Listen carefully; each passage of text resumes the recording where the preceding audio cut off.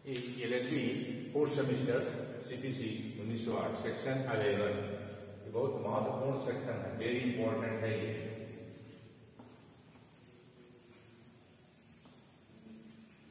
ये सेक्शन आपका बहुत ही इंपॉर्टेंट है।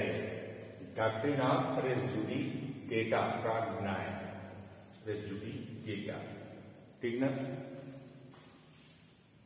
ये आपका जो रेस जुडिकेटा है कि पूर्व काल में भी जब ये आपके एक्ट लागू नहीं हुए थे तब भी इसके बारे में अवधारणा थी, प्रिजम्पशन था, इस सिद्धांत का पालन किया जाता था। बृहस्पति स्मृति में लिखा हुआ है कि राजा जिस मामले को एक बार देख लेता था और उसका निर्णय कर देता था, वो राजा वो निर्णय वो मामला दोबारा राजा के पास नहीं ले जाया जाता था, ठीक है ना। और राजा के द्वारा जो भी निर्णय होता था वो अंतिम होता था, उसको वो पुनर्विचार के लिए वो नहीं लेता था। तो इस तरह का आशय अवधारणा पूर्व में भी रही है और उसी को ये एक्ट लागू हुआ, इसको जो है अधिनियमित कर दिया गया, उसी आशय को उसी सिद्धांत को थोड़ा सा जो है अधिनियमित कर दिया गया। ये आपके CPC में रेस जुडिकेटा, इसका मतलब है कि कोई मामला अगर सक्षम न्यायालय के द्वारा निर्णय कर दिया गया, ठीक है ना, प्रॉपर ढंग से, और तो उसमें उस मामले को दोबारा किसी कोर्ट में आप ले नहीं जा सकते, ठीक ना। एक निर्णय अगर हो गया, एडजुडिकेशन हो गया, न्याय निर्णय हो गया है, तो उसको फिर निर्णय के लिए किसी अन्य कोर्ट में, पर्टिकुलर सक्षम कोर्ट में और समवर्ती कोर्ट में आप उस सूट को लेके फिर जाकर के उसका विचार करा के कोई निर्णय नहीं प्राप्त कर सकते। इस पे स्पष्ट रूप से रोक है, सूट ही संसिद्ध करने के लिए स्पष्ट रूप से इसमें रोक लगाई गई है, ठीक ना। ये है आपका doctrine of res judicata section जो 10 है, उसमें यह है कि अगर कोई बात विचाराधीन है, पूर्व बात विचाराधीन है, तो पाश्चात्य बात जो है, लेट सेकंड बात जो है वो विचारण में नहीं लिया जाएगा, उसको रोक दिया जाएगा, स्टे लगेगा। लेकिन इसमें जो है वो आपका सूट ही नहीं अलाउ करेगा। अगर ये बात हो गई कि ऑलरेडी ये मैटर ऑलरेडी डिसाइडेड है एक प्रॉपर कोर्ट के द्वारा, उसी मामले को लेकर के, उसी डिस्प्यूट लेकर के वही पक्षकारों के बीच में आप कोर्ट में ले जाकर के उस मामले को संसिद्ध नहीं कर सकते हैं, इश्यू नहीं कर सकते। इसी का आशय है ये आपका रेस जुडिकेटा, ठीक ना। पर जो कहते हैं हिंदी में प्राग न्याय, ठीक ना। ये इसमें जो बेयर एक्ट की लैंग्वेज है उसमें क्लियर एकदम तक जो है आपका पूरा आशय निकल आता है। और बेयर एक्ट की हम जरा लैंग्वेज आपको बताते हैं हिंदी, आपको और भी क्लियर हो जाए, ठीक ना। बेयर एक्ट की लैंग्वेज क्या है कि कोई भी न्यायालय किसी ऐसे बात या विवादक का विचारण नहीं करेगा, मैंडेटरी प्रोविजन है।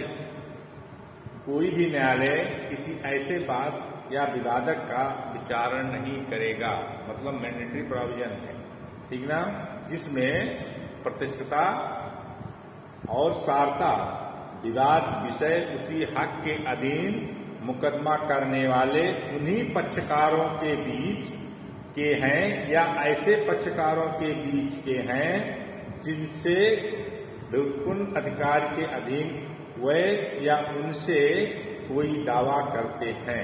किसी पूर्ववर्ती बाद में भी ऐसे न्यायालय में प्रत्यक्षता और सारता विवाद रहा है और जो पश्चातवर्ती बाद का या उस बाद का जिसमें ऐसा विवाद बाद में उठाया गया है, विचारण करने के लिए सक्षम था, कोर्ट भी प्रॉपर होनी चाहिए और ऐसे न्यायालय द्वारा सुना जा चुका है और अंतिम रूप से विनिश्चित किया जाता है, अंतिम रूप से उसको निर्णय किया जा चुका है, ठीक ना। तो ये मामला ये एकदम क्लियर फाइंड का है, इसका क्लियर है कि कोई भी वाद विवादक विवाचारण नहीं करेगा। कोई समरसवाद सक्षम न्यायालय वो पक्षता और सारता विवादक विषय और उसी हक के अधीन जो मुकदमा दायर है, निर्णित है और उन्हीं पक्षकारों के बीच है जो कि पूर्व बाद में ऑलरेडी निर्णित किया जा चुका है, तो वो दोबारा उस समवर्ती न्यायालय के द्वारा नहीं सुना जाएगा। ठीक ना? ये जानते हैं सिद्धांत क्यों बना? ये सिद्धांत इसलिए बना कि अगर कोई चीज एक बार डिसाइड हो गया है, उसको आप अनेकों बार अगर डिसाइड करेंगे तो एक बहुत ही विषम स्थिति हो जाएगी और वो स्थिति ये हो जाएगी किसी मुकदमे का तो निपटारा हो ही नहीं सकता। ठीक ना? मान लीजिए एक निर्णय आया, कोई दूसरा विक्षुब्ध पक्षकार है, फिर वही मुकदमा दायर कर दिया। इस तरह कोई हनुमान जी की पूंछ की तरह उसको कोई सीमा नहीं मिल पाएगी। समझ रहे हैं? इसीलिए जो है इसमें जो है ये आपके सीबीसी जो है रेस जुडिकेटा जो अप्लाई होती है और इसी से कंट्रोल होता है। और जो बात एक बार सक्षम न्यायालय के द्वारा विचारित किया जा चुका है, निर्णित किया जा चुका है, विवादक विषय पक्षता और सारता वही है, पक्षकार वही है, अधिकार वही है, तो फिर दूसरे कोर्ट में फिर से वो बात संसद कर करके फिर विचारोपरांत निर्णय लेने से रोक दिया जाएगा। ठीक ना? ये आपका रेस जुडिकेटा है। ठीक ना? अब इसमें बेल एक्ट में कुछ एक्सप्लेनेशन दिए गए हैं कि पूर्ववर्ती बाद से क्या मतलब रखते हैं। पूर्ववर्ती बाद का द्योतक है कि जो प्रश्नगत बाद के पूर्व विनिश्चित किया जा चुका है, चाहे वह उससे पूर्व संसित किया गया हो या न किया गया। मतलब ये है कि जो निर्णित बाद होगा वही पूर्ववर्ती बाद माना जाएगा। ठीक है ना? इस बात के लिए निर्णित होना जरूरी है। पूर्ववर्ती बाद के लिए रेस जुडिकेटा में निर्णित किया जाना, निर्णित हुआ बाद ही माना जाएगा। ठीक ना? चाहे वो बाद दाखिल किया गया हो, चाहे वो पहले दाखिल किया गया हो, जो बाद निर्णित है वही पूर्व बाद की श्रेणी में आएगा। ठीक ना? दूसरा आपका एक्सप्लेनेशन है कि न्यायालय की सक्षमता का उदाहरण ऐसे न्यायालय के विनिश्चय से अपील करने के अधिकार विषय किन्हीं बंधों का विचार किए बिना किया जाएगा। मतलब जो समर्थवाद न्यायालय है, समवर्ती न्यायालय होंगे, ठीक ना, कि उनकी जो भी निर्णय होंगे वो नेक्स्ट स्टेप उसमें जो है अपील का होगा। ठीक ना? उनका निर्णय एकदम फाइनली होगा। ठीक ना? वो है। ठीक। तीसरा आपका क्या है कि निर्देशित विषय का पूर्ववर्ती बाद में एक पक्षकार द्वारा अभिकथन और दूसरे में अभ्यक्त या विक्षिप्त रूप से प्रत्याख्यान या स्वीकृत आवश्यक है। इसमें जो पक्षकार हैं वो जो भी अपना जो है वो अभिकथन करते हैं अभ्यक्त के रूप में और विनिश्चय के लिए वो विक्षिप्त रूप से व्याख्यान और स्वीकृत आवश्यक है। ठीक ना? वही सेम मामला होना चाहिए, तभी आपका डेटा जो है वो लागू होगा। एक्सप्लेनेशन 4 क्या कहता है? किसी भी ऐसे विषय के बारे में जो ऐसे पूर्ववर्ती बाद में प्रतिरक्षा या आक्रमण का आधार बनाया जा सकता था और बनाया जाना चाहिए था, यह समझा जाएगा कि ऐसे बाद में प्रतिष्ठा और सारता विवाद रहा है। इसका मतलब है कि पूर्ववर्ती बाद में जो भी आपको प्ली लेना था, ठीक है ना, संभावित प्ली लेना था, उन प्ली जो है आप आगे नहीं ले पाए, नहीं समझ पाए, लेकिन उसको बाद में आप किसी दूसरे बाद में आप नहीं ले सकते हैं। ठीक ना? और सारता वही विवाद के विषय में ये है कि जो चीज आप प्ली लेना चाहते थे पहले और आप नहीं लिए तो फिर आपको दोबारा वो मौका नहीं दिया जाएगा। ठीक ना? ये और आपका 5वां एक्सप्लेनेशन है कि बात पत्र में दावा किया गया कोई अनुतोष जो डिक्री द्वारा अभ्यक्त रूप से नहीं दिया गया है, इस धारा के प्रयोजन के लिए नामंजूर कर दिया समझा जाएगा। ठीक है। 6वां आपका एक्सप्लेनेशन है जहां कोई व्यक्ति किसी लोक अधिकार या किसी ऐसे प्राइवेट अधिकार के लिए सद्भाव पूर्वक मुकदमा करते हैं जिसका वो अपने लिए अन्य व्यक्तियों के लिए सामान्यतः दावा करते हैं, वह ऐसे अधिकार के हितबद्ध सभी व्यक्तियों के बारे में इस धारा के प्रयोजन के लिए समझा जाएगा। वह ऐसे मुकदमे करने वाले व्यक्तियों के व्युत्पन्न अधिकार के अधीन दावा करते हैं। ठीक ना। आपका एक्सप्लेनेशन 7 है।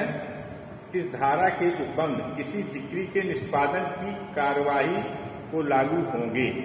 इस धारा में किसी बात या विवादक या पूर्ववर्ती बात के प्रति निर्देशों का क्रमशः उस डिक्री के निष्पादन के लिए कार्यवाही और कार्यवाही में उठने वाले प्रश्न उस डिक्री के निष्पादन के लिए पूर्ववर्ती कार्यवाही के प्रति निर्देशों के रूप में लगाए गए। ठीक ना। अब एक्सप्लेनेशन आपका 8 आता है।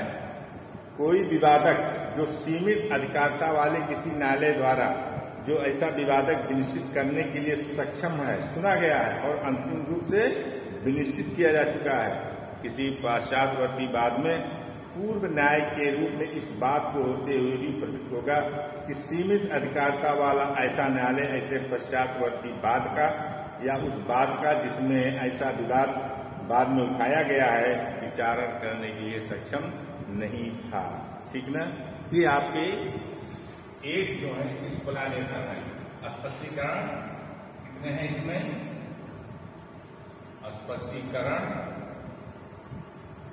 1 से 8 इसमें एक्सप्लेनेशन दिए गए हैं कि क्या कैसे है, सबका अलग ढंग से वर्णित है। ठीक ना। अब मेन बात आती है, इसमें आवश्यक तत्व क्या है? आवश्यक तत्व रेस जुडिकेटा में कोई सूट कब रोका जाएगा, उसके लिए आवश्यक तत्व क्या है, एसेंशियल एलिमेंट्स क्या है। ठीक ना। इसमें क्या होना चाहिए? नंबर 1, 2 वाद होने चाहिए। 2 वाद होने चाहिए। ठीक है ना। नंबर 1 क्या है? 2 वाद होने चाहिए। वो 2 वाद कौन से हैं? एक जो है पूर्ववर्ती होना चाहिए, पूर्ववर्ती, और दूसरा पश्चातवर्ती। ठीक ना। ये 2 वाद होने चाहिए। ठीक है ना। पहला इसका एसेंशियल आवश्यक है कि इसमें 2 वाद होने चाहिए, एक पूर्ववर्ती वाद, एक पाश्चातवर्ती वाद। ठीक ना। और दूसरा है कि पूर्ववर्ती वाद तथा पश्चातवर्ती वाद में विवादक प्रत्यक्षता व सारता समान होना चाहिए, समान होना चाहिए। ठीक है ना। हाँ, इसमें जो है पूर्ववर्ती और पश्चातवर्ती में जो विवाद होना चाहिए वो प्रत्यक्षता और सारता समान होना चाहिए। ठीक है ना। ये नंबर 1 क्या है आपका? पूर्ववर्ती पाश्चातवर्ती वाद होने चाहिए, 2 वाद होने चाहिए। दूसरा एसेंशियल क्या है? पूर्ववर्ती तथा पश्चातवर्ती में विवादक जो है वो प्रत्यक्षता और सारता समान होना चाहिए। ठीक है ना। ये 2 एसेंशियल आपके हो गए। तीसरा एसेंशियल है कि ये बात जो होना चाहिए दोनों पक्षकार समान होने चाहिए, दोनों पक्षकार समान, या उनके विधिक प्रतिनिधि होने चाहिए, विधिक प्रतिनिधियों के बीच में होना चाहिए। ठीक है ना। जैसे मान लीजिए कोई मामला डिसाइड कर दिया गया है, ठीक है, और उसमें एक पक्षकार की मृत्यु हो जाती है, उसका दूसरा जो विधिक प्रतिनिधि जो है वो सूट फाइल करेगा, तब भी आपका ये रेस जुडिकेटा लागू होगा। ये दोनों पक्षकार समान होने चाहिए या उनकी जो है विधिक प्रतिनिधि होने चाहिए, ठीक ना, तभी आपके रेसिप्रोसिटी लागू हो जाएगा, ठीक ना। ये तीसरा आपका ये पॉइंट है। चौथा आपका जो पॉइंट है A1, 2, 3 दोनों कॉन्सेप्ट क्लियर हो रहे हैं ना। ये सर्वप्रथम दो बात होनी चाहिए, पाश्चात्यवर्ती पूर्ववर्ती बात होना चाहिए। पूर्ववर्ती तथा पश्चातवर्ती बात जो है, जो विवादक विषय वस्तु है वो प्रत्यक्षता और सारता समान होनी चाहिए और दोनों पक्षकार समान होने चाहिए और उनके विधिक जो प्रतिनिधि हैं के मध्य हो या उनके विधिक प्रतिनिधियों के मध्य हो, चाहे वादी हो चाहे प्रतिवादी हो, जो उनके विधिक प्रतिनिधि है उनके बीच में अगर है तभी ये रेसिप्रोसिटी लागू होगा, ठीक है ना। मान लीजिए ये का है और एक का है, का और का के बीच में मुकदमा चला, सिविल का निर्णय आया, बिक्री हुई, ठीक है ना। अब ये भी मर गए और ये भी मर गए, इनके विधिक प्रतिनिधि जो है गा और इनके घा, ये जो है जो ये निर्णित हो गया ये सूट ऑलरेडी, तो गा और घा और गा के बीच में जो मामला पहले इसमें डिसाइड हो गया आपका खा के बीच में, वो गा घा के बीच में नया सूट नहीं लाया जा सकता, ठीक ना, क्लियर। चाहे का हो माने वही सेम पक्षकार हो या उनके विधिक प्रतिनिधियों के मध्य हो, सबका एक ही समान इफेक्ट आएगा और उसमें रेसिप्रोसिटी लागू हो जाएगा, ठीक है ना। और चौथा है दोनों वादों में पूर्ववर्ती और पश्चातवर्ती में पक्षकार की हैसियत समान होनी चाहिए। दोनों वादों में पक्षकार की हैसियत बराबर होनी चाहिए, ठीक ना। पूर्ववर्ती वाद में और पश्चातवर्ती वाद में जो पक्षकार हों उनकी हैसियत बराबर की होनी चाहिए, ठीक है ना। हाँ, अब लास्ट है, महत्वपूर्ण है, वो क्या है कि प्रथम वाद न्यायालय द्वारा अंतिम रूप से निर्णित कर दिया गया हो, सुना और निर्णित कर दिया गया हो, उसमें सुना भी गया हो, सुना गया हो और निर्णित कर दिया गया हो, निर्णित कर दिया गया हो, ठीक है ना। ये चीज आपके लिए अब बात आती है कि दो वादों का होना। अब इसको हम डिफाइन करेंगे कि दो वाद, ठीक है। ये रेस जुडिकेटा के डॉक्ट्रिन ऑफ रेस जुडिकेटा सिद्धांत लागू होने के लिए दो वाद का होना आवश्यक है, पूर्ववर्ती वाद, पाश्चातवर्ती वाद। पूर्ववर्ती वाद जो निर्णित वाद है, जो सक्षम कोर्ट के द्वारा निर्णित कर दिया गया है, तो पूर्ववर्ती वाद कहते हैं। और उसी मामले के लेकर के जो दूसरा वाद दाखिल होता दाखिल करना चाहते हैं लोग, उसको पाश्चातवर्ती वाद कहते हैं, ठीक ना। तो ये आपका रेस जुडिकेटा ये है, ठीक ना। अब बात दूसरी आती है पूर्ववर्ती वाद तथा पाश्चातवर्ती वाद में विवादक विषय वस्तु प्रत्यक्षता और सारता समान होना चाहिए, ठीक ना। ये बहुत ही महत्वपूर्ण है ये सिद्धांत लागू होने के लिए। ये जितने इसेंशियल आपको बताए हैं 1 से लेकर के और 5 तक, ये बहुत महत्वपूर्ण है। ये आवश्यक शर्त पूरे होंगे तभी आपका रेस जुडिकेटा लागू होगा, ठीक ना। और अगर इसमें कोई भी शर्त जो है पूरी नहीं होती है तो आपका रेस जुडिकेटा जो है नहीं लागू होगा, ठीक है ना। ये चीज है क्लियर, ठीक है। अब इसी मामले को लेकर के एक केस हम आपको बताते हैं। केस ला है आपका, और कहिए केस ला है, केस ला है आपका शिव कुमार, फैमिली मैटर है ये, शिव कुमार बनाम शशिकला, शशिकला ये है AIR 2007, AIR 2007 का ये मामला है। इस मामले में एक मामला फैमिली कोर्ट का मामला था।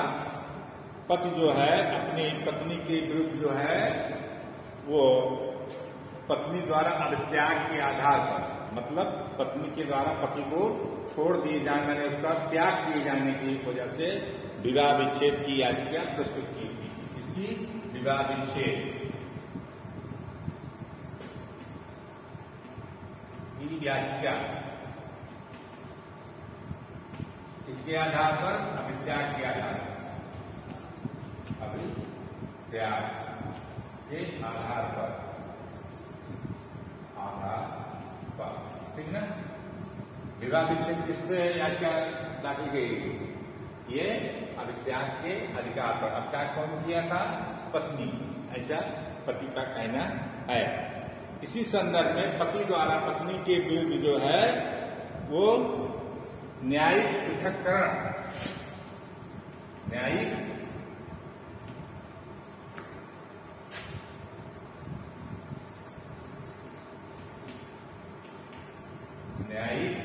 पृथक्करण का सूट फाइल कर दिया गया। इसके आधार पर, ठीक है ना, न्यायिक पृथक्करण भी इसी आधार पर सूट दाखिल कर दिया गया विवाह विच्छेद का, ठीक है। विवाह विच्छेद अभित्याग के आधार पर एक दाखिल कर दिया, फिर पति ने न्यायिक पृथक्करण के आधार पर जो है ये मुकदमा दाखिल कर दिया, ठीक है। तो न्यायालय ने कहा इसको, इस सेकंड वाले जो सूट फाइल किया गया था पति के द्वारा, इसमें रेस जुडिकेटा लागू हो गया, ठीक है। और न्यायालय इस सूट को संशोधित करने से इनकार कर दिया, ठीक ना। हाँ, ये उच्च न्यायालय का केस है, ठीक ना। विवाह विच्छेद अभित्याग के आधार पर, फिर पति ने विवाह वो न्यायिक पृथक्करण की याचिका दाखिल कर दी, इसी आधार पर रेस जुडिकेटा जो है लागू हो गया और ये मुकदमा संशोधित करने से रोक दिया गया, ठीक है ना। ये आपका ये हो गया, ठीक है ना। अब दूसरा केस आपका है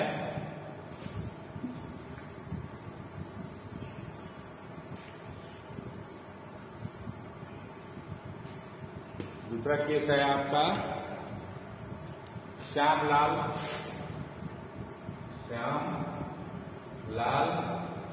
बनाम लीलावती, ठीक है। श्यामलाल बनाम लीलावती, ये राजस्थान उच्च न्यायालय का केस है ये, ठीक है ना। और ये भी AIR 2007 का है मामला, 2007 AIR, यही ये मामला है। इसमें राजस्थान उच्च न्यायालय ने विवादक का सारपूर्ण और प्रत्यक्षता क्रम में समान होने की व्याख्या की थी कि कब विवादक जो है, विवादक जो विषय वस्तु है, प्रत्यक्षता और सारता जो है समान होगी। इसकी व्याख्या बहुत ही बढ़िया किया है, ये बहुत ही लीडिंग केस है, बस ये जुडिकेटा का, ठीक है ना। इससे ये जो सेकंड वाला जो है वो आपका कंटेंट फुलफिल जो है वो एक्सप्लेनेशन हो जाता है, इसका स्पष्टीकरण हो जाता है, ठीक है ना। ये केस ला में ब्रीफ में हम बता रहे हैं, सारांश क्या थी कि प्रथम विवाह विच्छेद की याचिका क्रूरता के आधार पर संशोधित की गई, ठीक ना। प्रथम जो सूट था वो विवाह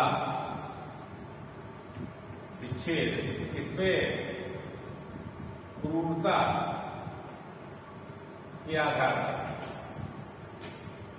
पर दाखिल किया गया था, ठीक है ना। पहला बात क्या था? विवाह विच्छेद क्रूरता के आधार पर, ठीक ना। और दूसरी याचिका जो है अवित्याग के आधार पर। दूसरा जो बात था अवित्याग के आधार पर, ठीक ना। एक आधार पर क्या था? विवाह विच्छेद क्रूरता के आधार पर, और एक दूसरा बात कैसे आया? अवित्याग के आधार पर, ठीक है ना। तो न्यायालय ने इस तर्क पर अपना कोई निर्णय नहीं, अंत में तीसरी विवाह विच्छेद की याचिका अवित्याग के आधार प्रस्तुत की गई। न्यायालय ने निर्णय किया कि याचिका प्राग न्याय सिद्धांत द्वारा नहीं रोकी जाएगी, क्योंकि यद्यप अवित्याग का आधार दोनों याचिकाओं में प्रसिद्धता और सारता समान है, परंतु दूसरी याचिका में न्यायालय ने इस संदर्भ में अपना निर्णय नहीं दिया है तथा विवाह विच्छेद के आधारों के संदर्भ में ये सिद्धांत लागू नहीं किया जा सकता।